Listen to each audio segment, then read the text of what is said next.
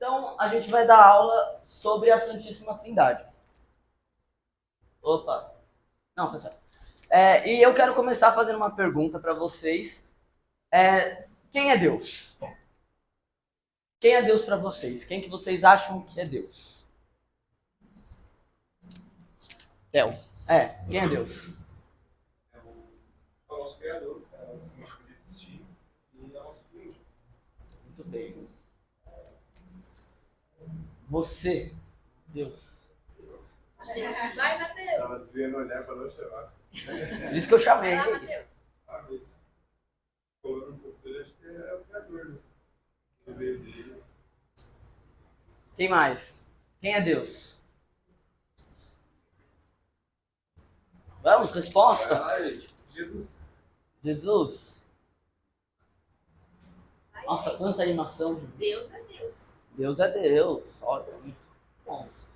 Então, vamos começar. Na primeira aula, aquela lá de O Homem é Capaz de Deus, vocês viram um jeito de provar a existência de Deus pela razão, que é observando a natureza. Mas tem outro jeito de perceber a existência de Deus pela razão, que não seja somente pela natureza. Como que é isso? Alguém aqui já brincou disso daqui? De empilhar um monte de dominó e dar um peteleco todo cair depois?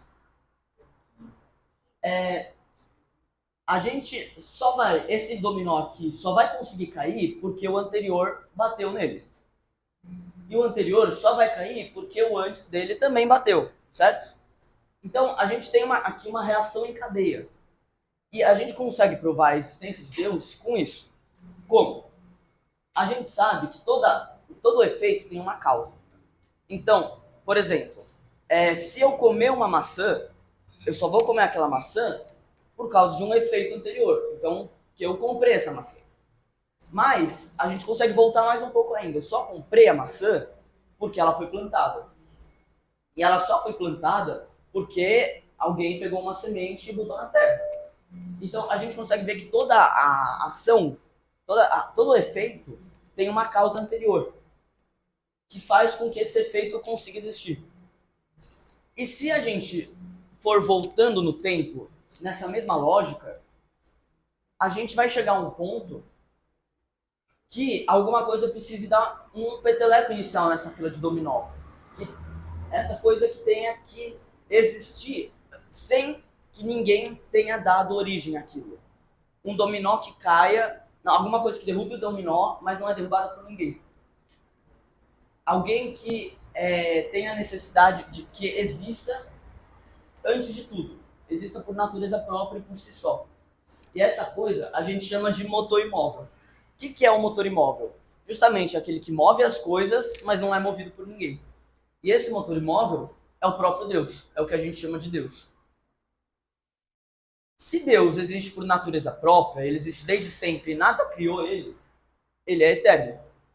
Tanto no passado, ele nunca foi criado, tanto para o futuro. Quer dizer, ele nunca foi criado e nunca vai deixar de existir. Então ele é eterno. Se ele é eterno e criou todas as coisas, ele é o Criador, como o Theo disse. Ele é a origem de todas as coisas. Ele que fez todo mundo. Ele que fez toda a criação. Mas, para alguém criar alguma coisa, ele precisa ter o poder de criar. Ele precisa ter poder. Se Deus criou todas as coisas, quer dizer que ele tem infinito poder. Ele é todo poderoso. Ele tem o poder de fazer qualquer coisa. Agora, alguém que tem poder infinito, ele tá o quê? Tá acima das outras pessoas, certo? Ele é superior a elas. E alguém que é superior é supremo, né? É o maior que existe. Então Deus é um ser supremo também. Mas agora uma pergunta. É possível existir mais de um supremo? Não. Por que não? Porque se existirem dois supremos, eles não vão ser supremos. Um teria que ser mais supremo que o outro para ser considerado supremo. Muito supremo numa frase Muito supremo numa frase só. Vamos lá. se duas pessoas têm o mesmo poder, uma não é mais alta que a outra, né? Uma não é suprema a outra. Então, a gente pode concluir que só existe um único Deus. Porque se existisse mais um Deus, Deus não seria Deus. Certo? Alguma dúvida até aqui? Não? Então vamos lá. Deus é matéria? Não. Deus não é matéria. No mundo, a gente tem dois tipos de substâncias, né? Que são as substâncias físicas e as substâncias espirituais. O que significa isso? As substâncias físicas têm partes divisíveis. Então, uma banana é uma coisa física. Se eu dividir essa banana, eu tenho duas metades de uma banana. Eu consigo dividir essa banana.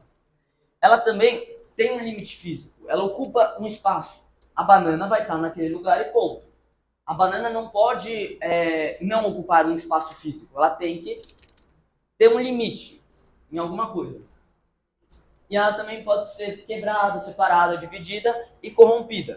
O que quer dizer isso? Que a banana estraga. Se você não consumir ela, ela vai estragar, ela vai ser corrompida. Mas os espíritos não. Por quê? Porque os espíritos não têm partes visíveis. Não dá para você pegar metade de um espírito e... Não dá. O espírito não pode ser divisível. O espírito também não tem limite físico. Você não pode botar uma alma dentro de uma caixa. Não dá. Porque não dá para você delimitar o espaço de um espírito. Não dá para delimitar, o meu espírito é só até onde o meu corpo vai. Não dá. Não tem limite físico. Ele também não pode ser quebrado, separado, dividido, nem corrompido. Se ele não pode ser corrompido, ele não estraga. Então ele não morre. E aí a gente volta de novo lá para aquilo que a gente falou antes, que Deus é eterno. Se ele é eterno, ele é um espírito. Porque o espírito não pode morrer. Então os espíritos são imortais. Eles também não são dependentes do tempo. Eles estão acima do tempo. Eles não são delimitados. Eles não sofrem a ação do tempo. Então, não dá para falar que o espírito envelhece. Porque o espírito não tem essa dependência do tempo como a matéria tem. Então, o espírito também é um ser atemporal. Tá bom? Pode falar. Você falou que o espírito não pode ser corrompido e é imortal. Mas se a pessoa comete um pecado mortal? Se a pessoa comete um pecado mortal, o espírito não morre. Por quê? Mesmo quando depois da nossa morte material, o nosso espírito continua vivo, seja no céu, seja no inferno. Ele vai continuar para a eternidade. A gente fala pecado mortal para simbolizar que assim, quando a gente vai para o céu, é a vida eterna, né? A gente fala vida eterna, é o céu. Então, é a vida eterna. Ou seja, quer dizer que é uma felicidade eterna, uma alegria eterna. Quando fala a morte da alma, é para simbolizar essa tristeza do inferno, essa raiva que a gente vai sentir. Então, no inferno, só tem coisa ruim. Só que o espírito, que nem o Pedro disse, não morre. Mas a gente chama de morte porque é um negócio ruim. É um eterno morrer. É como se eu estivesse morrendo sem morrer. É o viver com vontade de morrer, mas nunca morre, entendeu? Tão ruim que é. Tão ruim que é. Mais ou menos isso. Mas a gente chega lá também, viu? Vai ter a alma. Acaba com a caridade dos outros lugares que a gente recebe. Então, isso é caridade, é fé, esperança. Então, mata a caridade. Você mata a caridade em nós. Exatamente. Mais alguma dúvida? Não? Então, a gente, vendo que Deus é todo-poderoso, Deus é o início de todas as coisas, Deus é supremo, a gente consegue falar que Deus é o bambambam de tudo, né? Ele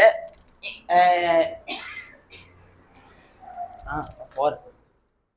Dá pra falar que Deus é infinitamente perfeito, já que ele é top, né? É o maior que existe. Deus é infinitamente perfeito e ele vai dar um pouco dessa perfeição sua na natureza. Então, por exemplo, se você observa uma flor muito bonita no chão, Você vai olhar para aquela flor, vai contemplar aquela flor e vai falar: essa flor é um pequeno reflexo da infinita beleza de Deus. Deus derrama um pouquinho da sua perfeição na criação. Se Deus é infinitamente perfeito, dá para falar que Deus é bom, certo? Certo? Não, Deus não é bom. E aí o pessoal vai ficar: opa, como assim Deus não é bom? Herege? Não, calma. Bom é um adjetivo que você está comparando, né? Se uma pessoa é boa, ela é boa em comparação, ela está pegando um pouco da bondade e atribuindo a uma pessoa. Por exemplo, se eu falo, ele é bom, eu estou pegando a bondade e atribuindo um pouco dessa bondade a ele. Só que Deus é perfeito, não dá para atribuir só um pouco. Deus não pode ser bom. Deus tem que ser a bondade. Porque ele é perfeito. Ele tem que ser... como é que fala? A perfeição de tudo. A perfeição de tudo. Deus é belo? E é a beleza. Deus é beleza, Deus não é belo. Deus é justo? E é a justiça. Ele é justiça. Certo? Dúvidas? Coisa pode só levantar a mão, tá? E a gente consegue perceber alguma dessas perfeições de Deus. A primeira, a gente não vai conseguir falar todas aqui, né? Mas a primeira é que Deus é onisciente. Alguém tem uma ideia do que significa onisciente? Sabe de tudo, né? O latim oni quer dizer tudo e ciente quer dizer ciência, conhecimento. Então, Deus, ele sabe de tudo. Como assim? Quer dizer que Deus sabe de todas as coisas passadas, presentes e futuras. Tá? Então, ele sabe o que eu vou fazer ontem, o que eu fiz... Ele sabe o que eu vou fazer amanhã, o que eu fiz ontem e o que eu estou fazendo agora. Mas agora uma dúvida. Se amanhã eu for para casa de um amigo, Deus vai saber, certo?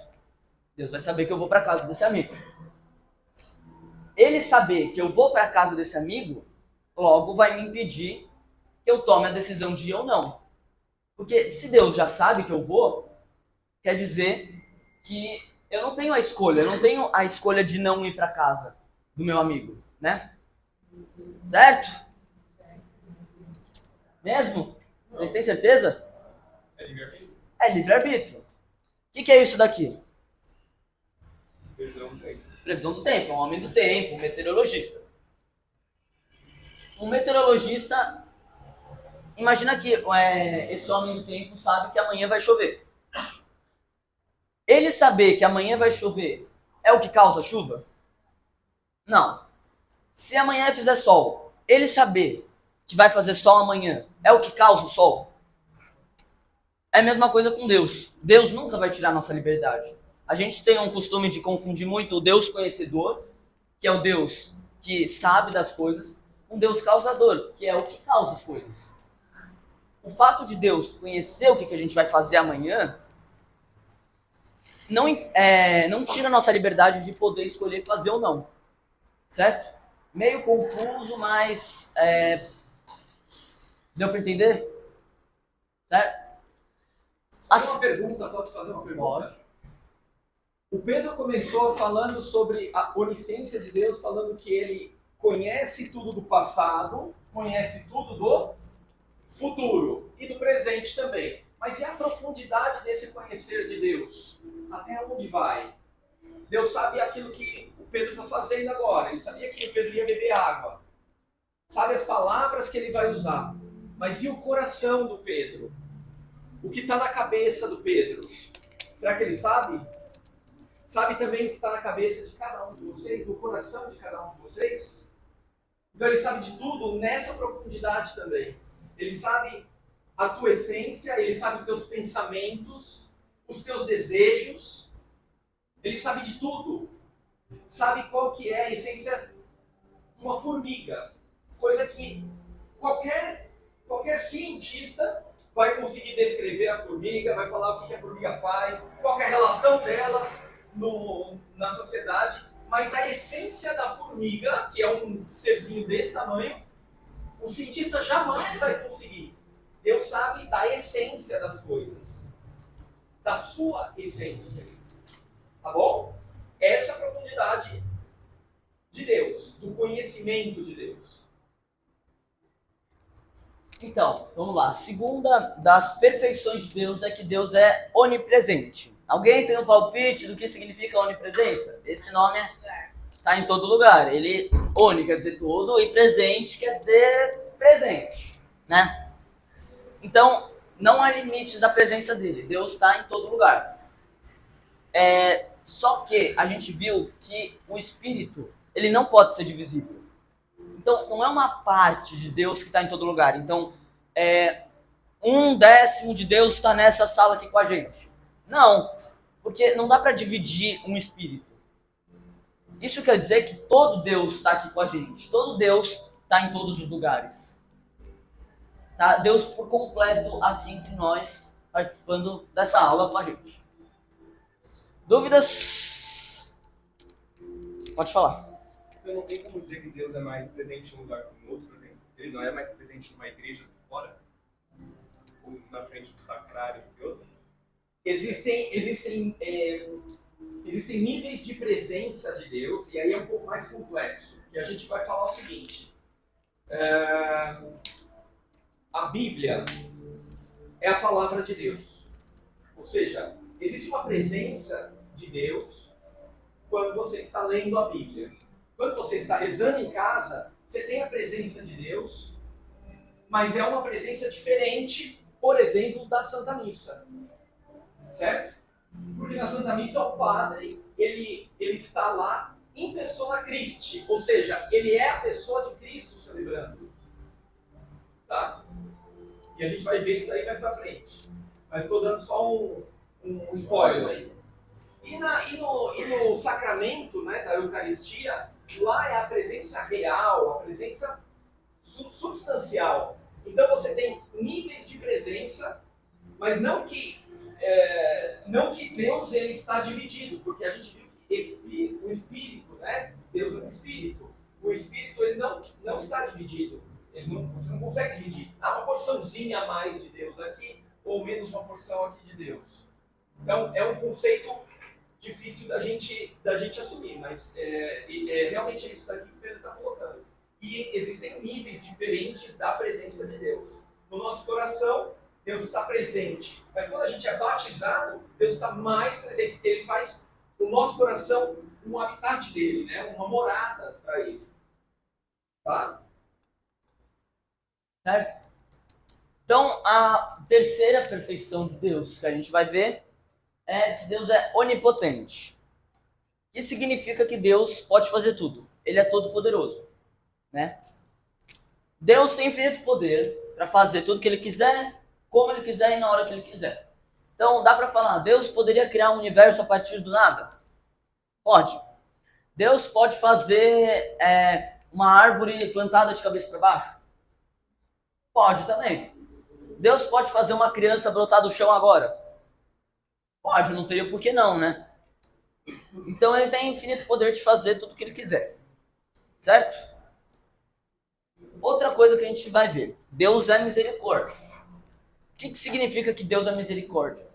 Que Deus, Ele tem o poder de perdoar os nossos pecados quantas vezes a gente se arrepender.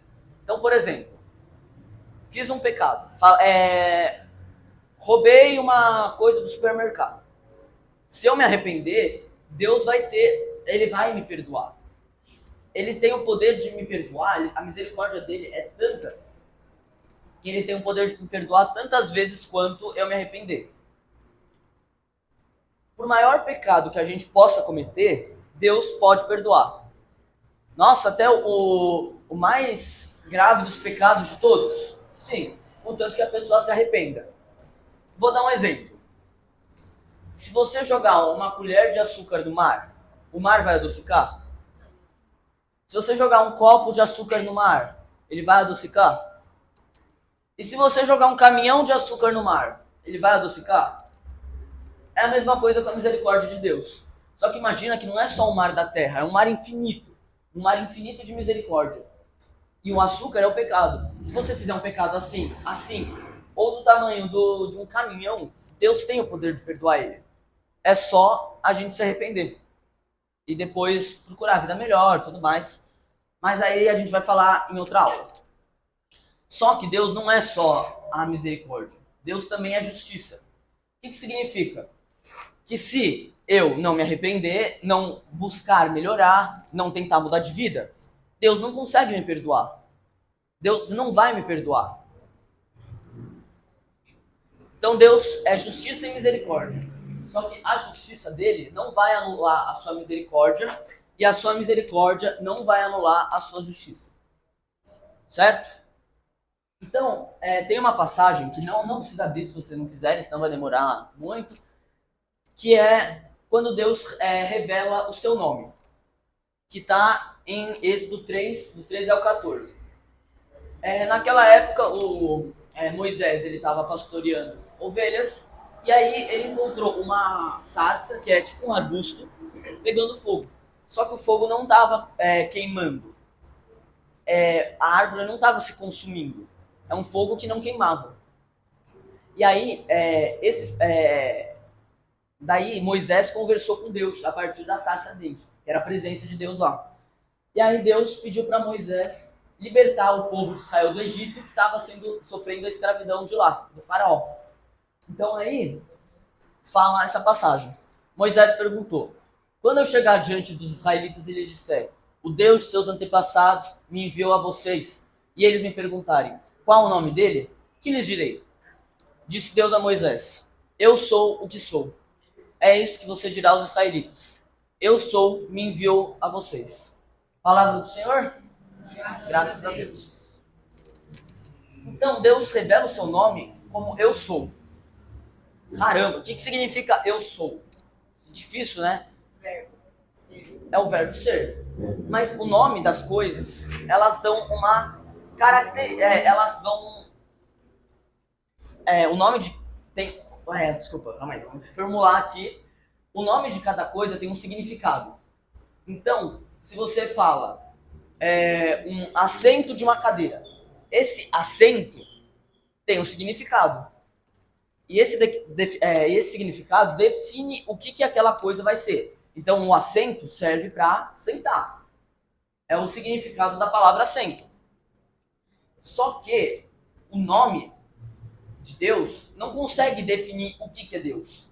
Porque Deus é tão grande, tão perfeito, tão magnífico, que uma palavra não consegue definir Deus. Os nossos nomes conseguem, eles têm um significado. Por exemplo, o meu nome é Pedro e ele significa pedra.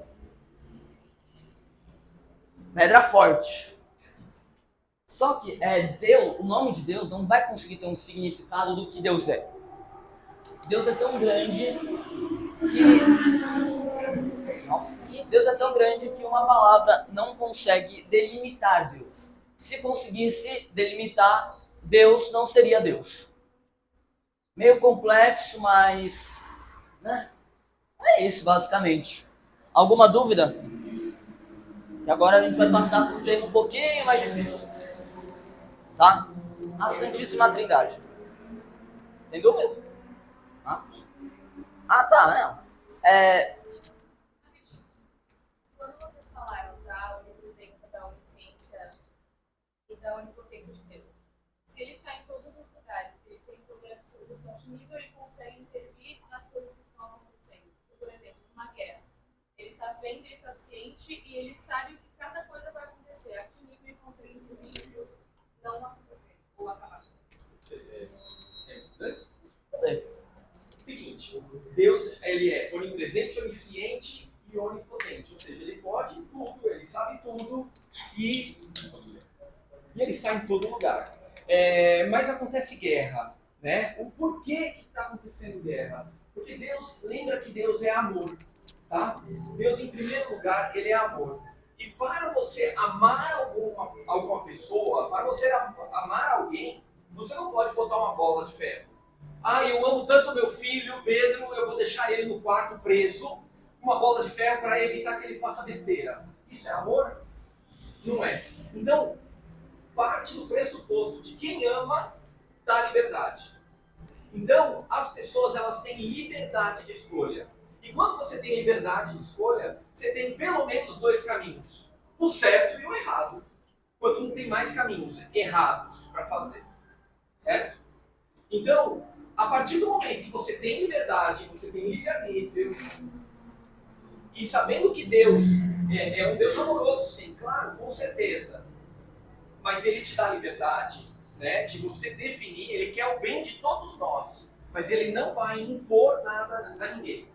Então, se você quiser escolher o caminho errado, Ele vai lamentar. Por quê? Não por Ele, não porque Ele está sendo menos amado, mas porque você está deixando de amá-lo, você está deixando de ter a vida, você está deixando de ter a felicidade, porque Ele é a vida, Ele é a felicidade, Ele é o seu bem. A partir desse momento, você está escolhendo um outro caminho. Ele respeita, Ele lamenta, mas Ele respeita. Ele vai fazer algumas coisas para você, vai tentar te chamar. Ao longo da tua vida inteira, Deus vai tentar te chamar. Vai falar assim, é Luísa, né? Luísa, volta, por favor, volta, vem aqui. Mas Ele não vai te obrigar. Tem uma passagem na Bíblia muito interessante que é a parábola do filho pródigo, onde o filho, o dono o senhor das terras, ele tinha 2 filhos. Um desses filhos, ele falou, pai, me dá toda a herança que me cabe. E o pai foi lá e deu. Ele deu a herança, dividiu e deu a herança para o filho. O filho pegou o dinheiro e foi para outras terras gastar com prostitutas, com jogos, com um monte de besteira. Até o ponto dele não ter mais nada. E aí ele passou uma grande fome naquela região e ele teve que trabalhar. Só que ele trabalhou junto aos porcos e os donos dos porcos não davam sequer o alimento dos porcos para ele comer. E ele começou a pensar, nossa, mas lá na casa dos meus pais eu tinha tudo, tinha tanta coisa, e eu estou aqui agora, para que isso? Eu vou voltar e vou pedir perdão a Deus. E quando ele volta, o pai está esperando ele, está esperando. E de longe ele vê. E ele vai e corre aos braços do filho. O filho está totalmente sujo, está totalmente um mendigo praticamente. E aí mesmo assim o pai abraça, veste ele, manda os criados tratarem ele da melhor forma possível, mata um boi para comemorar a volta do filho. Ou seja, esse Senhor é o mesmo que Deus. É aquele Deus que ama tanto, que vai perdoar sempre. Porém, ele respeita a decisão do filho de sair. Ele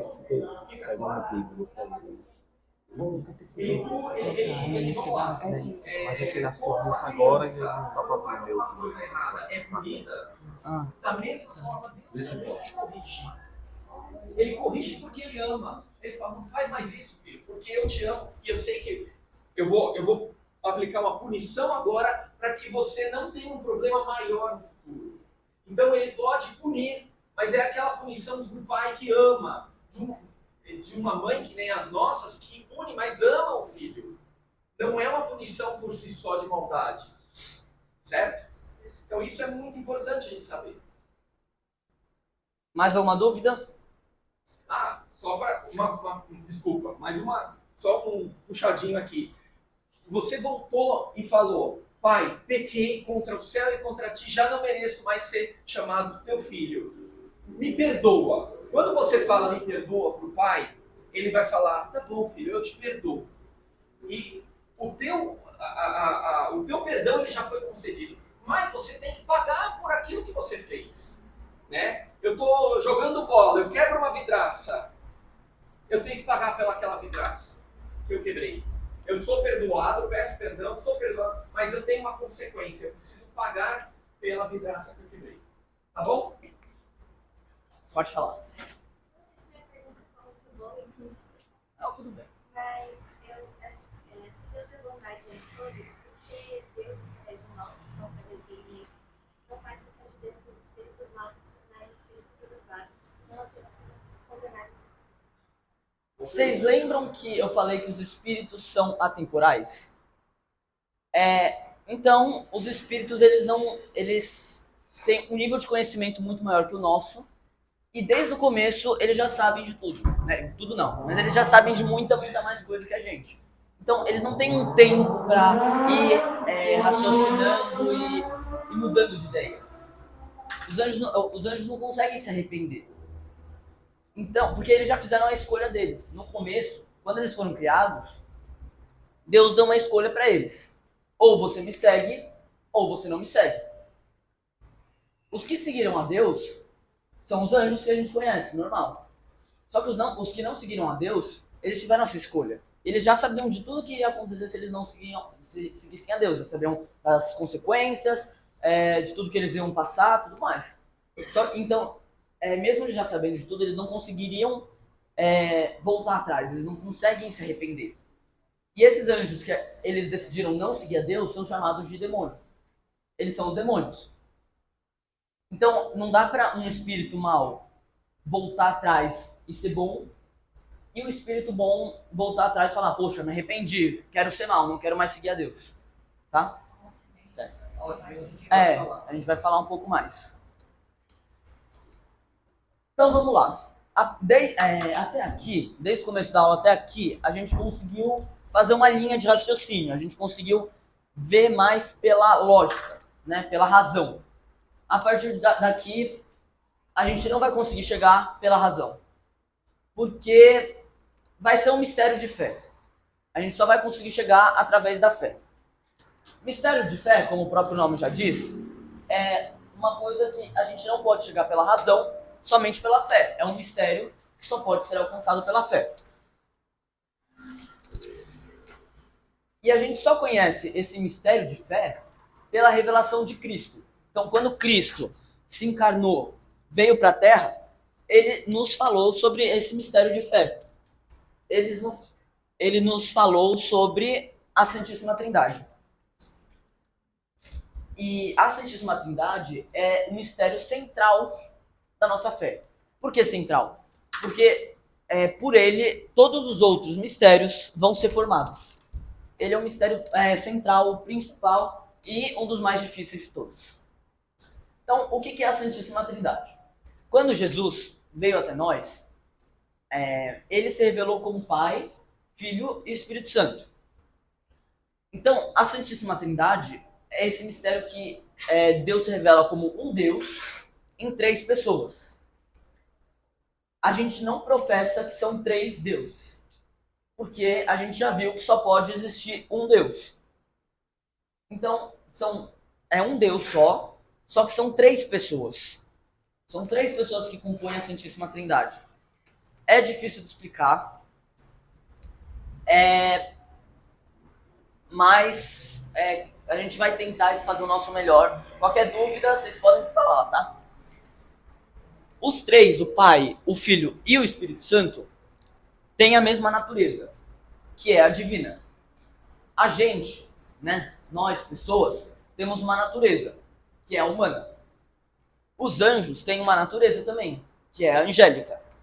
Deus, as 3 pessoas da Santíssima Trindade, também têm uma natureza, que é a divina. Não é a hierarquia entre o Pai, o Filho e o Espírito Santo. Eles não têm um que é maior que o outro, um que é mais poderoso que o outro. Eles não têm diferença de poder. Os 3 são igualmente poderosos e eternos. E não tem um que é subordinado ao outro. Porque essa sociedade de Deus, né, o Pai, o Filho e o Espírito Santo, não precisa de uma autoridade que é maior que os outros. Porque o pensamento deles é diferente do nosso. O nosso, a gente fala que precisa de alguém que consiga botar a ordem no puleiro, né? Precisa de alguém que seja a autoridade e que vai comandar os outros. Então, a gente tem o padre, que é uma autoridade nossa, temos o prefeito, temos o presidente, temos... Enfim, eles são a autoridade que a gente tem. Deus não tem uma autoridade que manda nos outros. Os 3 são igualmente poderosos e eternos e tudo mais. A Santíssima Trindade basta-se em si mesma. O que significa? Que a Santíssima Trindade estava infinitamente feliz com a relação entre o Pai, o Filho e o Espírito Santo. Eles estavam desde a eternidade felizes, né? Completos, só eles. Então, e é diferente da gente, por exemplo, porque a gente precisa de Deus para ser feliz. A gente precisa de algo maior para ser feliz. Deus basta em si mesmo. Tá bom? Dúvida meio difícil, com certeza vai ter dúvida. Você pode falar. Se não tem uma hierarquia aí, não tem a questão de mandar um no outro, por que Jesus, quando veio na Terra, falava que ele fazer a vontade do Pai, como se ele estivesse obedecendo ao Pai? A gente vai ver numa aula também mais isso. A gente vai ver essa aula também mais pra frente, mas de qualquer forma, vamos lá. Dentro dentro da Santíssima Trindade, quando a gente fala que é um único Deus, o Pai e o Filho, o Filho está no Pai, assim como o Pai está no Filho. O Espírito Santo está na Trindade, ou seja, todo mundo, toda essa comunidade de 3 pessoas dentro de Deus, ela é uma única realidade, é um único Deus. Então, não dá para você falar que você tem hierarquia. Na Bíblia, a gente vê que existe um plano de Deus, né, onde é o Filho que vai ter a missão redentora, ou seja, é ele que vai salvar a humanidade. Isso não quer dizer que o Pai ele é mais do que o Filho, ou o Filho é mais do que o Espírito Santo, ou o Espírito Santo é mais do que os dois. Mas eles têm missões diferentes. Então, quando a gente fala de Deus Pai, a atribuição que a gente dá a Deus Pai é a criação. Então, Deus Pai é o que nos criou. Mas isso não impede, não tira que Deus Filho está na criação, junto com Deus Pai, e o Espírito Santo está na criação, junto com Deus Pai. Quem é o Redentor? É Jesus Cristo. E se Jesus Cristo é o Redentor e está lá na cruz, não é só o Deus Filho que está na cruz, mas sim o Pai também está lá na cruz e o Espírito Santo também. Mas por atribuição nós falamos que o Filho é o Redentor. E por atribuição a gente fala que o Espírito Santo é o santificador. Ou seja, ele quem santifica a cada um de nós, ele quem santifica a igreja. Né? Mas é o Pai e o Filho que estão juntos com o Espírito Santo. Tá? É só uma atribuição que a gente faz para a gente entender melhor como é que funciona. Mas onde um está, todos estão juntos. Tudo bem? Complexo, é difícil. Aqui, muito do raciocínio ele não vai funcionar. Ele é um mistério de fé, como o Pedro acabou de falar. É difícil. A gente muitas vezes tem que aceitar e depois procurar os motivos. E vocês estão indo na linha certa. Vocês estão procurando o motivo da fé. Tem que procurar sim. Tá bom? 2 coisas. Seria certo dizer que essas 3 pessoas seriam 3 versões dele na forma dele agir? Por exemplo, ele na forma do filho seria a forma que ele veio à Terra, e como forma de pai seria a forma que ele comanda, e o espírito seria a força. É uma boa comparação. Eu acho que daria para... A gente poderia desenvolver melhor isso aí, mas é um caminho interessante a se seguir. Mas são pessoas diferentes. Sim. Gente, esse é um dos assuntos mais difíceis da nossa fé. Então não se preocupem se vocês não estão entendendo tudo exatamente. O importante é a gente saber o que é a Trindade. É o Pai, o Filho e o Espírito Santo. Até quando a gente traça o sinal da cruz. Como é que é, Pedro? Fala aí. A gente fala em nome do Pai, e do Filho e do Espírito Santo. É isso. É isso. É a Trindade. Toda vez que a gente vai fazer uma oração, a gente entra na missa, sai da missa, vai comer, vai dormir, a gente não faz o sinal da cruz, não faz uma oração. É isso, porque é o nosso Deus, é a Trindade, é o uno e trino. Mas é muito difícil da gente entender isso. A nossa razão não chega. Esses ensinamentos que ele está falando é o que a doutrina da igreja nos diz, que é baseado no que Jesus revelou. Tem várias passagens que Jesus fala, quem me vê, vê o Pai. Quem me aceita, aceita o Pai, porque ele que me enviou. Então, é tudo que a doutrina construiu da igreja ao longo dos milênios, o magistério, a tradição, ao longo dessa revelação sobre isso. Eu vou dar... Só um pedido aqui, como falta pouco tempo, a gente vai... Segurem as perguntas, escrevam as perguntas, depois a gente pode ir respondendo aos poucos. Tá bom? Eu vou dar alguns exemplos aqui. Opa, eu voltei. Tá. Eu vou dar uns exemplos aqui para facilitar melhor a compreensão do que é a Santíssima Trindade. Já vou falar que nenhum exemplo vai ser 100%. Todos os exemplos vão ter uma falhazinha, por menor que seja, porque a gente não vai conseguir exemplificar 100% o mistério da Santíssima Trindade. Então, o primeiro exemplo é o das velas. Se eu juntar a ponta das velas, o pavio dessas velas, e botar fogo, vão ser 3 velas, só que vai ser um único fogo, certo? Mesma coisa com Deus. Pode ser 3 pessoas, mas vai ser um único Deus. Só que o Espírito não pode ser divisível. Então quer dizer que o Pai não é 1/3 de Deus. Não quer dizer que o Pai é parte de Deus, o Filho também é parte de Deus, e o Espírito Santo é parte de Deus também. Todos os 3 são inteiramente Deus. Se você separar essas 3 velas, não vai ser metade de um fogo que vai estar em uma das velas, mesmo que separadas. Vai ser um fogo inteiro, uma chama completa. Assim como Deus. Se você Deus Filho, ele vai ser inteiramente Deus. Assim como o Pai também vai ser inteiramente Deus, e o Espírito Santo também vai ser inteiramente Deus. Outro exemplo. O que é isso? É um sol. Então a gente vai pegar o Sol como exemplo de Deus. Tá? Deus Pai, a gente vai falar que é o astro. É a estrela. Aquela estrela grande, magnífica, que todos os planetas giram em torno dela. A nossa vida inteira praticamente gira em torno do Sol. Esse vai ser Deus Pai. Só que o poder do Sol, né, o poder do astro, é tão grande, mas tão grande, que ele emite luz. E essa luz que vai iluminar o mundo, a gente chama de Jesus. A gente chama de Deus Filho.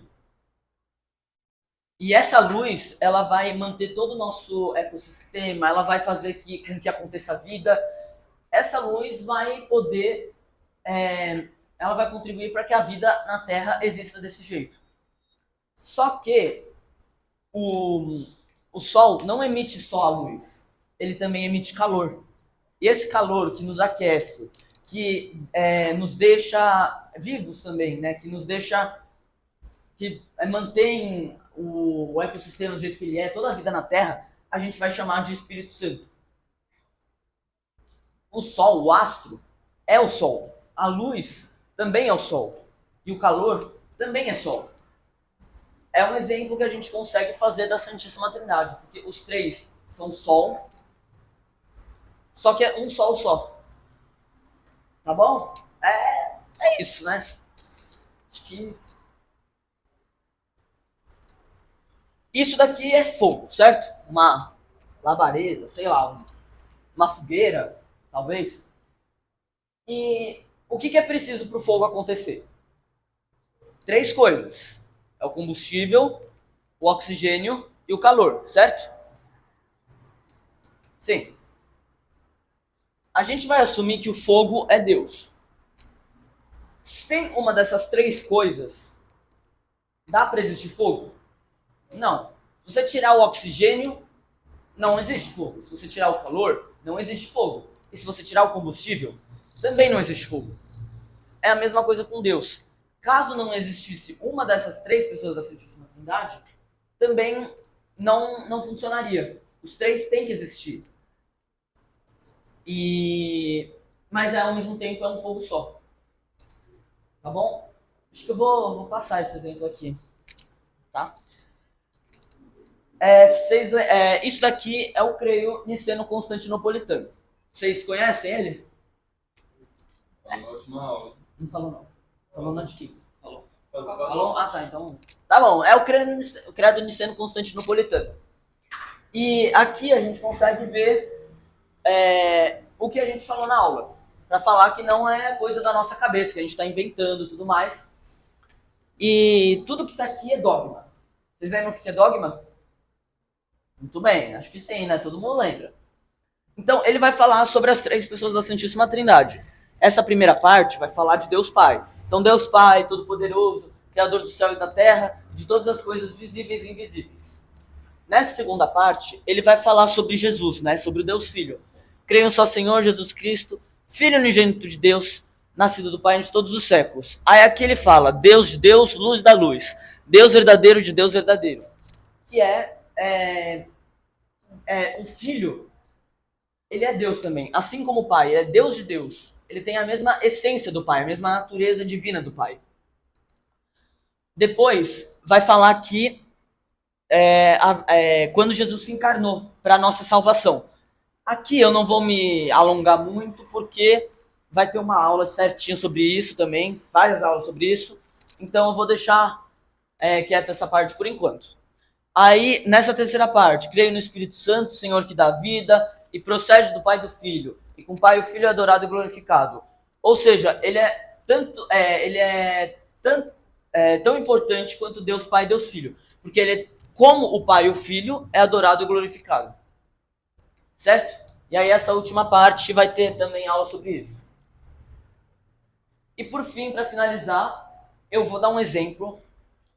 Vou contar uma historinha sobre esse carinha aqui. Alguém conhece ele? Quem é ele? Santo Agostinho. Vou contar uma historinha sobre ele, para falar que tudo bem da gente não entender a Santíssima Trindade, porque a gente não vai conseguir entender ela. Então, certo dia, Santo Agostinho, um gênio, um teólogo, ele estudou filosofia, teologia, era um gênio muito inteligente, estava tentando entender a Santíssima Trindade. E aí ele estava na praia, assim, meio pensativo, tentando entender. Nossa, como é que é possível ser 3 pessoas em um Deus? Como é que isso pode acontecer? Ele pensando e tudo mais, até que ele viu um menininho na praia. Esse menininho cavou um buraco na areia, e aí foi com um baldinho na água, pegou a água do mar e jogou nesse buraquinho. Aí o Santo Agostinho, isso chamou a atenção dele, ele ficou olhando lá. Aí o menininho foi de novo, pegou a água do mar e jogou no buraquinho. E foi mais uma vez, pegou a água do mar e jogou no buraquinho.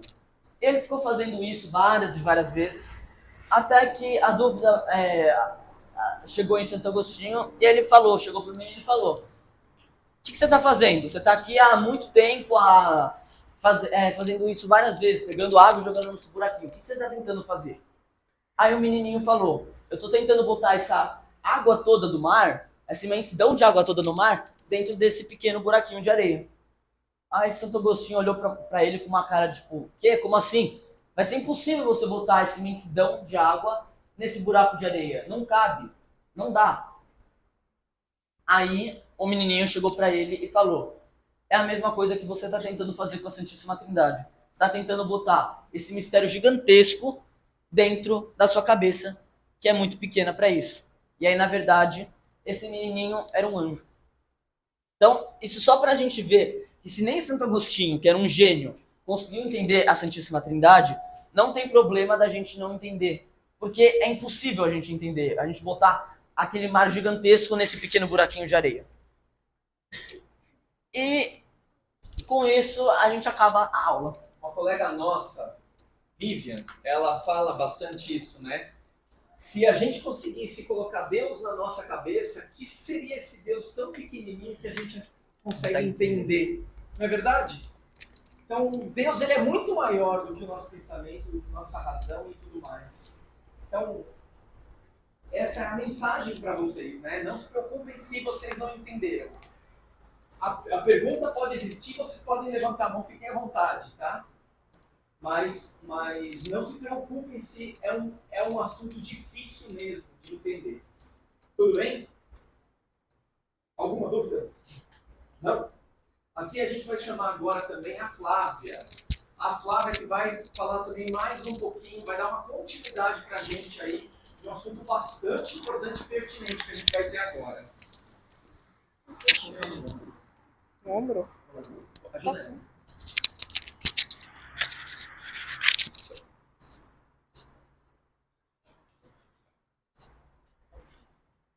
Oi, gente, bom dia. Para quem não me conhece, sou a Flávia. Eu sirvo ao altar, eu estou aqui participando também da Pastoral do Crisma. E ao convite dos coordenadores, eu vou falar um pouquinho sobre a Quaresma. Vocês sabem o que é a quaresma? O que é a quaresma? Mas não, eu tenho tempo de parar de fazer alguma coisa que você gosta. Tá? Purificação com Páscoa. Purificação para a Páscoa, um tempo de parar de fazer algo que você gosta. Então dá para juntar um tempo de parar de fazer o que você gosta para purificação da Páscoa. Mas agora eu vou explicar bonitinho. Semana que vem temos o quê? Carnaval. Depois de Carnaval, na quarta-feira, temos? Quarta-feira de cinza é onde começa a quaresma. Então, a quaresma é um período... É melhor. A quaresma é um período de 40 dias antes da Páscoa. Ela sempre começa na quarta-feira de cinzas, que é ali depois do Carnaval, e vai até o domingo de Ramos, que é uma semana antes do domingo de Páscoa. Que entre o domingo de Ramos e o domingo de Páscoa, temos a Semana Santa, que é uma das semanas mais importantes para a igreja. Então, entenderam? Quaresma, 40 dias antes da Páscoa. Mas qual que é a importância da quaresma? Por que existe isso? É um período para purificação para a Páscoa, que nem o amigo disse. É nesse momento que nós intensificamos nossas orações, que nós fazemos penitência, que nós jejuamos, tem todos os pilares da quaresma, para estarmos prontos para a Páscoa. Porque a Páscoa ali onde Jesus ressuscita, é o momento mais importante da nossa igreja, onde Jesus morre por nós. Então nós temos que estar prontos para viver essa grandiosidade dentro da igreja. Então por isso que temos a quaresma. E por que 40 dias? Por que é da quarta-feira de cinza e após isso 50 dias, que aí seria Páscoa? Por que seria isso? Porque 40 dias realmente? Porque 40 é um número muito importante na Bíblia. Como eu trouxe alguns exemplos, tem 40 dias de dilúvio, 40 anos de peregrinação dos israelitas no deserto e principalmente 40 dias de jejum de Jesus no deserto. Então, 40 dias, 40, né? Quaresma, de 40, exatamente porque é um número muito importante e é nesse tempo que somos chamados a se converter. Sobre a liturgia. Gente, na quaresma é um tempo incrível, muito, muito lindo, que a igreja toda se move para isso. Então, a cor litúrgica é roxa. Se vocês forem na missa hoje, o padre vai estar, a casula dele, a roupa dele, vai estar verde, porque ainda estamos num tempo comum.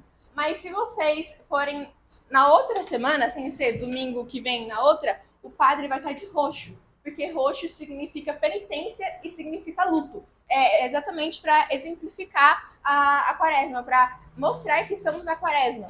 As imagens lá em cima, a cruz lá do fundo, Nossa Senhora do Perpétuo Socorro, Santa Rosalia, as imagens de São José que tem no altar, vai estar tudo coberto por um pano roxo. Por quê? Porque nisso a gente percebe que o nosso foco, naquele momento, durante esses 40 dias, é realmente nossa conversão. Para não nos distrairmos com mais nada, mas sim para entendermos, para ser algo visual, que o nosso foco naquele momento é realmente a conversão, é realmente a preparação do nosso coração para a Páscoa. Além disso, a missa muda. Não temos o Glória, hoje é um dos últimos dias que tem Glória, Deus nas alturas, sabe? Não tem, porque não é um tempo mais de glorificarmos, mas é um tempo de pensarmos que Jesus vai ser morto por nós. Então é algo mais recluso, é um tempo mais recluso de nós refletirmos sobre a nossa vida. E além disso, não tem flores no altar. No altar sempre tem flores, seja um arranjo, seja uma orquídea, sempre tem flores ali para o nosso Senhor. E nesse tempo também não tem, são retiradas e não tem as flores no altar. E é exatamente isso, que é para reforçar que a nossa conversão é sempre possível, para ser um centro de arrependimento e de conversão. Que é o objetivo. O objetivo da quaresma é realmente a conversão. Seja a conversão de uma pessoa que está totalmente fora da igreja e ela vai ser convertida para dentro da igreja, ou seja, a conversão diária de nós que estamos aqui todos os dias. Nós sempre podemos ser ainda mais convertidos, nós sempre podemos nos aproximar ainda mais de Deus. Então, a quaresma é para todos, não é só para que estão começando, não é só para quem está há 40 anos na igreja, mas sim para todos. Agora eu vou falar sobre os pilares da quaresma. Porque para a gente viver a quaresma bem, para a gente estar pronto para sermos purificados, para estarmos com o coração bom para a Páscoa, a igreja recomenda três coisinhas, 3 pilares, que é a oração, a penitência e a caridade. Vou falar primeiro sobre a penitência. O que é a penitência? É você sacrificar de algo para Jesus. Mas o que seria isso? Nossa, eu gosto muito de chocolate. Então, nesses 40 dias, não vou comer chocolate. Nossa, eu tô percebendo que eu tô viciada em TikTok. Vai lá no meu tempo de visualização, tá 7 horas por dia. Vou parar de ver TikTok, desinstalar do meu celular. Tô percebendo que tô muito apegada, não sei, a usar acessórios. Sinto que eu só me sinto bonita se eu colocar acessórios, se eu me maquiar. Então, nesse tempo, eu vou parar de me maquiar. Mas por que isso? Porque com isso a gente consegue 4 objetivos, que é treino para o autodomínio, que ensina a controlar desejos e paixões. Porque você parar de comer chocolate, você também educa o próprio corpo. Você tá com vontade, mas você fala, não, por amor a Deus, eu vou parar de comer chocolate. Isso é mais profundo ainda, porque ali no simples chocolate, você está ensinando você também para o pecado. Então, se você para de comer chocolate porque você está com muita vontade, mas você não come, também é assim com o pecado. Você está querendo fazer algo muito forte de um pecado que não pode. Então, ali no chocolate também você treina o seu corpo para ter autodomínio dos seus próprios desejos e controles. Tem o sacrifício voluntário, que também é oferecer a Deus. Que gesto lindo de ter algo que você tem vontade, que você fala, nossa, que vontade eu tô, e não fazer. É um sacrifício que entregamos realmente a Deus. Fala, Deus, aqui eu estou me entregando a Ti, todos os meus desejos, todas as minhas vontades, estou entregando a Ti. Então é algo muito lindo. Jejum e abstinência, que é ligado ao treino para autodomínio, que é sobre dizer não, e não também para que nos afasta de Deus. Assim como eu disse, nem que o chocolate vai nos afastar de Deus, mas com o chocolate a gente nos treina para algo maior. Algo maior que nos afasta de Deus, a gente vai ter esse treino de negar os nossos desejos. E por último, o caminho de conversão.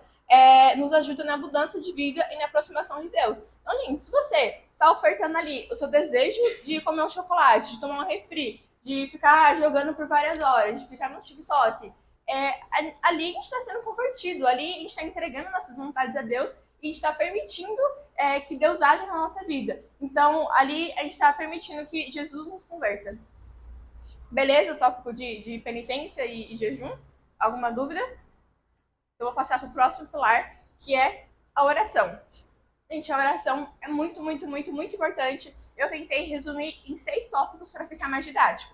O primeiro deles é buscar a intimidade com Deus. Então, Deus nos criou por amor. E se Deus nos criou, Ele quer que a gente esteja próximo dEle. Então, ali na oração é onde uma das formas que você mais consegue ter essa intimidade com Deus. Onde você tem os laços mais fortes com Deus, onde você se aproxima de Deus. E na oração, você consegue várias coisas. O que seriam essas coisas? Ouvir e falar com Deus. Porque, gente, Deus não é algo que você só pede. Só fala com Deus, ai Deus, eu preciso de tal coisa. Pede, ai Deus, eu preciso de tal coisa. Pede. Poxa, é chato. Imagina uma pessoa que só vem falar com você pra pedir algo. Não é muito chato? Não, nossa, só tô aqui quando você precisa de mim. Mas quando eu preciso de você, quando eu preciso que você faça algo por amor a mim, você some? Então, na oração, a gente consegue essa intimidade. E também de não apenas pedir, mas de agradecer, de falar, Senhor, me ajuda. Eu tô querendo converter, eu tô querendo aprender mais sobre o Senhor, então me ajuda. Que nem aqui, ao entrar no Crisma, antes de começar, que a gente tá aqui nos momentos iniciais, feche um pouquinho os olhos e fala, Senhor, eu estou aqui para aprender sobre o Senhor, para estar mais pronto também para o sacramento da Crisma. Então, abre meu coração, abre meus ouvidos para que eu possa entender. Isso é uma intimidade com Deus. Essa é uma oração belíssima. Isso que a Quaresma também vem reforçando pra gente, para que a gente tenha mais essa experiência com Deus. E além disso, é entender a vontade de Deus.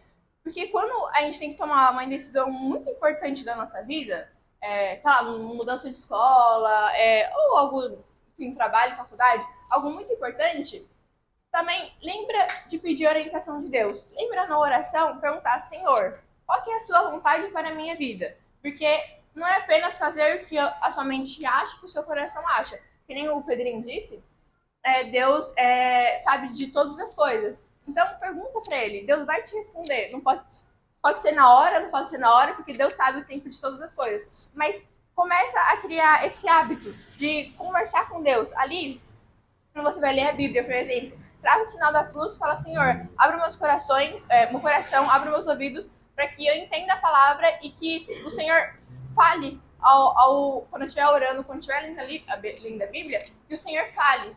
Então, é algo muito importante para se fazer. E com isso, obviamente, fortalece nossa espiritualidade. Então, você ali, rezando, pedindo para Deus, você lendo a Bíblia, você rezando o terço, fazendo tudo isso, gente, obviamente, sua fé vai ser fortalecida, é algo muito grandioso. E algo muito bonito também, que quando você começa a rezar, quando você começa realmente a buscar Deus, gente, você enxerga a vida de outra forma. Quando ali uma situação na escola acontece de tal forma que se você não estivesse tão próximo de Deus, você ia xingar, você ia achar horrível. Às vezes você orando, você vai ter um outro olhar sobre a vida, você vai ter um outro olhar sobre os problemas e você vai ter mais paciência e mais docilidade ao enxergar as situações da vida. Ao invés de você só reclamar, você começa a entender e falar, não, tá bom, é isso, vamos tentar resolver. Ao invés de ficar só reclamando. Então, com a oração, com o nosso coração próximo de Deus, a gente tem essa docilidade de enxergar as situações da vida. E também evitar a tristeza do mundo. Porque o mundo fala, não, que você só vai ser feliz se você, semana que vem, for pular nos bloquinhos de carnaval. Nisso você só vai ser feliz se você fazer isso. Não, porque você só vai ser feliz se você sair todo final de semana. Mas, gente, tudo bem, você pode estar sendo minimamente feliz naquele momento. Só que depois, quando você chegar em casa, deitar no seu travesseiro, vai ter um vazio enorme no seu coração, não vai adiantar de nada. Então, com a oração, você preenche esse vazio e você começa a enxergar que, tipo, essas paixões passageiras, esses desejos passageiros, não significa nada. Porque com Jesus, você tem uma paixão eterna. Você é completamente cheio de Jesus. Então, com a Quaresma e com a oração, a gente consegue enxergar esses pontos. Beleza? Alguma dúvida? Agora, para o outro pilar, que é a caridade. A caridade, gente, é um pilar muito importante para a Quaresma e para a igreja. Porque ali é onde você se entrega também. E na caridade, de você ajudar os necessitados, enfim, é também dar além do que sobra. Sobrou tanto aqui, eu não tô usando as roupas, sobrou essa roupa aqui que não tá tão legal, então eu vou doar. Legal, realmente é melhor doar do que ficar parado. Mas além disso, é muito confortável doar só o que sobra. Doar o dinheiro só que sobra do salário, doar só os objetos que você não usa mais. Mas, além disso, é ser mais profundo, é doar algo que você realmente vai sentir falta. Porque é muito confortável dar algo que sobra e já era. Fácil. Então, dar algo que vai realmente afetar, você consegue entender o propósito, por que você está doando aquilo. E também, com a caridade, a gente doando, além do que sobra, que é algo que interfere em nós, a gente está fazendo um desapego ao dinheiro, aos bens materiais. Então, essa prática também é muito, muito forte da caridade. Tanto que no Evangelho de São Lucas, Jesus fala que não podeis servir a Deus e ao dinheiro. Então, que a gente não pode servir a dois deuses. A gente não pode colocar o dinheiro no mesmo patamar de Deus ou acima de Deus. Não. Deus tem que estar aqui, dinheiro tem que estar lá embaixo. Porque não é algo importante. Tudo bem, você precisa de dinheiro para sustentar, para você viver, para você comer, realmente. Mas não precisa para você esbanjar. Então, Deus não gosta que você esbanje, que você esfregue na cara dos outros que você tem dinheiro, que você tem um celular melhor, que você tem a pulseira de tal marca, que você tem tal jogo e a pessoa não tem tal jogo. Então, com a caridade, também a gente exercita isso, de não colocar o dinheiro na mesma linha de Deus, mas sim fazer esse desapego aos bens materiais e ao dinheiro também. E também ajudar sem buscar reconhecimento. A gente vê de monte, principalmente na internet, esses influencers que vão ajudar moradores de rua, entregando comida, que vão doar roupa e fica sempre gravando. Poxa, isso é porque ele quer visualização, é porque quer que as pessoas comentem, nossa, uau, como ele é caridoso, como ele ajuda os necessitados. Mas Deus não pede isso pra gente, tanto que no Evangelho de São Mateus fala que a tua mão esquerda não saiba o que fez a tua mão direita. O que isso significa? Que você não espalhe para os 4 cantos que você fez tal coisa, que você não busque reconhecimento. Porque se você está buscando reconhecimento ao doar, ao fazer caridade, então você não está fazendo a caridade por amor a Deus, por amor a outra pessoa, mas sim para a satisfação própria, para os outros enxergarem você como uma pessoa boa e como uma pessoa que se importa com os outros. Mas, na verdade, você não está se importando com os outros, você está se importando só com você mesmo. Entendeu? Outro tópico é dar com generosidade e alegria. É muito meio vinculado do que eu disse. Também, beleza, você doa mais do que sobra, mas você vai lá e doa com tristeza, não doa com aquela vontade. Poxa, gente, você está ajudando uma outra pessoa. E se você está doando também, óbvio que não é um dos principais, né? Se você está doando, você tem outras coisas. Então, doa com generosidade, faça esse ato de amor. Ao separar uma roupa, ou fazer, ajudar os pobres ali no farol, entregar dinheiro, faça com amor. Não faça só porque tem que fazer, só porque é um pilar da quaresma, então tem que fazer o check nesse requisito. Não faça por isso, então é melhor nem fazer. Porque se você não faz por amor, é em vão. Então, dá com generosidade e alegria. E um outro tópico é... Quando você está doando, você está doando também o seu tempo. Você está ali no farol, você também está doando o seu tempo. Mas além de você doar em roupa, em dinheiro, ou seja, no que for, gente, doa no seu tempo também. Poxa, tô percebendo que aqui no Crisma tem uma pessoa que está um pouco para baixo.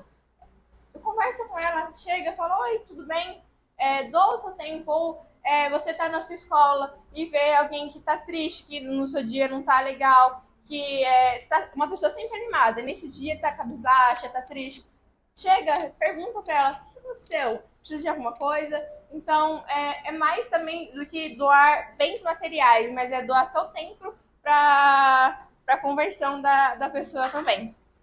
Posso só complementar com isso? Uma coisa legal de se fazer, que funciona muito. Às vezes a gente tem aquela pessoa que a gente não gosta muito, tá? Na nossa classe, ou sei lá, na igreja mesmo, sei lá, alguma pessoa que você não tem afinidade. É um ótimo momento para você se aproximar dela. Pô, eu não gosto daquela pessoa, nossa, o Pedro, meu Deus do céu, ele me irrita. Quando eu fico do lado dele, ele me irrita. Mas eu vou lá, então eu vou e vou fazer com caridade de me aproximar dele durante esses 40 dias. Gente, muda o relacionamento pro resto da vida. Porque você começa a se aproximar dele, começa a se mostrar um pouco mais, a elogiando, tendo paciência, tudo mais. E você abre seu coração e depois desses 40 dias, vocês têm certeza que, olha, você consegue ter aquela pessoa como uma amiga sua e muda relacionamentos isso. Então é um outro jeito aí também de vocês poderem trabalhar essa quaresma. Exato. Um outro ponto é reconhecer Cristo no próximo. Poxa, bem de você. Desculpa. Não, imagina. É que tá tudo interligado. Então, ali, quando o Ivan fala de você ali se aproximar de uma pessoa que você não era tão próximo, ou então de doar algo seu para o próximo, também você consegue enxergar Cristo no outro. Que você consegue enxergar Deus e ali sim também doar com generosidade e também doar a si mesmo. Então, tá tudo interligado. Bom, eu falei sobre os 6 pilares, né? Oração, penitência e caridade. Mas agora, na prática, como é que vocês realmente podem se preparar bem? Como eu já fui dando alguns spoilers, né, durante a apresentação, reduza distrações. Hoje em dia a gente está vivendo muito época de internet e tudo mais, então todo o nosso tempo praticamente está sendo para a internet. Então a gente tenta reduzir, tenta evitar essas distrações, porque assim você vai ter mais tempo para jejuar, para orar, para fazer caridade. Então, você reduzindo essas distrações, você consegue ter mais tempo para as obras de Deus, realmente. Próximo é reze mais. Gente, reza o terço para quem não tem costume, reza o terço. Para quem tem costume de rezar o terço, reze o rosário, como já também comentado nas aulas anteriores. Pega um tempinho do seu dia, lê a Bíblia, realmente. E não faça isso apenas na quaresma. Claro que na quaresma a gente intensifica nossas orações, mas no resto do ano a gente continua rezando. Então, comece a criar esse costume na quaresma, para que quando passar a quaresma, você já tenha esse hábito e já seja algo natural, de você pegar um tempo no seu dia, rezar um terço, ler a palavra e conversar com Deus, né? Ter essa intimidade com Deus. Também, toda vez que de domingo, quando vocês chegam, tá tendo a missa. Mas, gente, toda vez que vocês entrarem numa igreja, tem o costume de sempre visitar o sacrário. Como que eu posso me localizar onde está o sacrário? Vai ter uma luzinha vermelha. Então, qualquer paróquia que você for, você procura a luzinha vermelha. Às vezes está no altar, perto do altar, que nem aqui na Perpétua, tá? Às vezes está numa capela à parte, mas sempre vai ter uma luzinha vermelha perto. Então, chega, vai lá, reze, converse com Deus, porque ali você está na frente do sacrário. O sacrário é onde guarda o corpo de Cristo. Então, Jesus está ali esperando por você. Então, converse com Jesus e tenha também essa intimidade, esse costume de sempre quando chegar na igreja, vai pro sacrário. Todo mundo sabe o que é sacrário? Sim ou não? Quem não sabe? Sacra boa. Nessa luzinha vermelha que a Flávia acabou de dizer, embaixo da luzinha, a luzinha vermelha significa que o sacrário está com Deus lá. Tá? Deus está lá dentro. Então, é uma caixinha. Aqui na nossa paróquia, se você olhar o altar, ele fica do lado direito. Certo? Quando a gente subir lá, você vai ver. E lá você vai ver que muitas pessoas se ajoelham, vão rezar na frente dessa caixa aqui. Na verdade, não é a caixa, é o que tem dentro da caixa. Deus está dentro daquela caixa. É uma caixa bem ornamentada, bem bonita, inclusive. Tá bom? Lá Deus está. Lá Deus habita. Tá bom? Mas também para ficar mais fácil. Temos a comunhão durante a missa, certo? Que os ministros têm a âmbula e entregam o corpo de Cristo. E entregam o corpo de Cristo. Tem as hóstias, né? Que é Jesus ali. E na missa a gente não consegue ter a certeza. Nossa, tem 387 pessoas, então tem 387 hóstias. Não, a gente sempre faz mais para ter essa reserva eucarística. Então, aonde que a gente guarda? Exatamente no sacrário. Então, não é que Jesus realmente está lá, ali na hóstia, ali na hora da comunhão, a gente entrega o corpo de Cristo, o que não é comungado vai para o sacrário. Então, é isso que tem dentro do sacrário. Beleza? A gente vai ter aula explicando também, tá? Entendeu? Vai poder complementar. Isso. Só spoiler. O próximo tópico é faça abstinência com propósito. Gente, assim como eu disse no pilar do jejum, né? Da penitência. Que ali, quando você deixa de comer um chocolate, quando você deixa de tomar refrigerante, você faça realmente com propósito por amor a Deus. Então, nessa quaresma, eu vou ficar sem chocolate, vou ficar sem refri, e eu tô pensando em mais coisas. Mas já teve um ano que eu fiquei sem redes sociais também. Foi difícil no começo, eu fiquei sem Instagram, sem Twitter, sem TikTok, completamente sem, fiquei só com WhatsApp. É difícil, mas é algo totalmente possível que ali você entende realmente o significado da quaresma. Então, realmente fica esse convite para vocês já pensarem e já Bom definirem. dia! Bom dia! Você vem acordar nós. Sono? Perdeu pra ponte preta, hein? Fica à vontade, padre, entre aqui. Não, não vai entrar nada. Eita, Amarelo, tá isso aqui. que susto. Nossa, Então, fica esse convite para vocês pensarem e já definirem. Gente, a quaresma é semana que vem. Sem ser nessa quarta, a outra já começa. Então, já definam qual ato de amor que você vai entregar a Deus. O que você vai fazer para realmente viver essa quaresma bem e estar preparado realmente para a Páscoa. Beleza? Combinado? Combinado? Combinado? Sim. O próximo tópico é praticar a caridade. Então, todos os pilares que eu falei, para vocês realmente colocarem em prática. Então, vai no seu armário, vê roupa que você pode doar, ajuda instituições que precisam de dinheiro, um trabalho voluntário numa ONG também, doar o seu tempo. Então, todas essas práticas são muito louváveis e muito dignas. Tá? Ajude em casa, seus pais, isso é importante. Verdade. É uma ótima caridade que você faz dentro de casa. Exato. A gente fala também, né, em quaresma, a gente acha que é só algo dentro da igreja e algo para o mundo, mas também é importante dentro de casa, né? Rezar dentro de casa, puxar os pais, como o Ivan disse também, fazer ali, lavar uma louça, normalmente que você faz resmungando, mas você lava realmente com amor e se prontifica, não espere seus pais pedirem, mas se prontifique a fazer as atividades de casa. Boa. Gente, muito importante também, se confessar. Temos, né, os sacramentos e um deles é a confissão. Então, ali na confissão, onde você é perdoado, então todos os pecados que você comete, ali você fala, né, pro padre, o padre te absolve dos pecados, e nisso tem uma penitência, né? Você tem que rezar umas coisinhas ou fazer outra coisa. Então, é muito importante você estar em estado de graça, você realmente estar com o coração limpo para viver a Páscoa. Então, tem esse hábito de se confessar. Aí o tempo é com vocês. Se vocês acharem que é a cada semana, a cada 15 dias ou uma vez no mês, normalmente é recomendado a cada 15 dias, né, que é o tempo padrão. Mas busque esse sacramento tão bonito que é da confissão. Beleza? Participar também ativamente da igreja.